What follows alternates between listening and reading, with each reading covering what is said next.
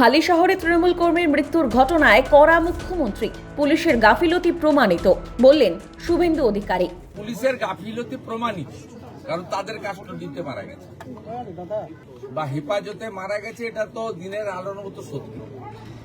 মুখ্যমন্ত্রী ঘোষণা করেন আইওকে সাসপেন্ড করা হয়েছে, থানার আইসিকে ক্লোজ করা হচ্ছে।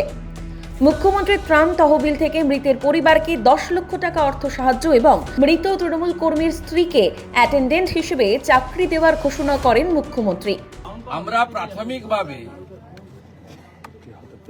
থানার আইসিকে ক্লোজ করছি পুলিশ লাইনে, আর আইও ইনভেস্টিগেটিং অফিসার তাকে সাসপেন্ড করছি। ম্যাজিস্ট্রিয়াল ইনকোয়ারি এক্ষেত্রে প্রোটোকল তো 24 পরগনা জেলা শাসক মহোদয়াকে ম্যাজিস্ট্রিয়াল ইনকোয়ারি করার জন্য দায়িত্ব দিচ্ছি। আমি হোম মিনিস্টার, বছরে 3টে অ্যাটেন্ডেন্ট পাই। আমি ও স্ত্রীকে আমার অ্যাটেন্ডেন্ট হিসেবে চাকরি দিলাম। উনি শোক কাটিয়ে ওঠার পরে লোকাল থানার সঙ্গে অ্যাটাচ থাকবেন এবং 12 মাস 15,000 টাকা করে এরা পায় অ্যাটেন্ডেন্ট। 12 মাস কমপ্লিট হলে গ্রুপ ডিতে পার্মানেন্ট হয়ে যায়। আমরা থার্ড যেটা বলেছি যে মৃত্যু অর্থ দিয়ে হয় না, কিন্তু সব প্রদেশেরই সরকার, কেন্দ্রের সরকার একটা দায়িত্ব থাকে। এই জন্য CM relief fund, PM relief fund, এই জন্যই ডিজাস্টার ম্যানেজমেন্ট ফান্ড, এই জন্যই থাকে, ব্যবস্থা থাকে সরকারের। ওরা আমাদের কাছে অর্থ চায়নি, কিন্তু আমি চিফ মিনিস্টার রিলিফ ফান্ড থেকে 10 লক্ষ টাকার একটি চেক আপনার মিসেসকে দিয়েছি। যেটা আপনাকে নিতে হবে না, আপনাকে একটা চাকরি, ছোট চাকরি হলেও দিলাম আমরা। 2টো বাচ্চার নামে আপনি এমআই করে দেন, পড়াশোনাটা দেখতে হবে।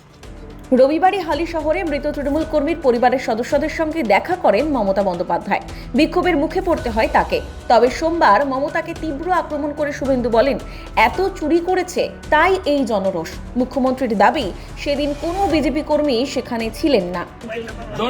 জনরোষ এত চুরি করেছেন, আপনি পুলিশকে জানিয়ে আসলে আমি সব ব্যবস্থা নিতাম।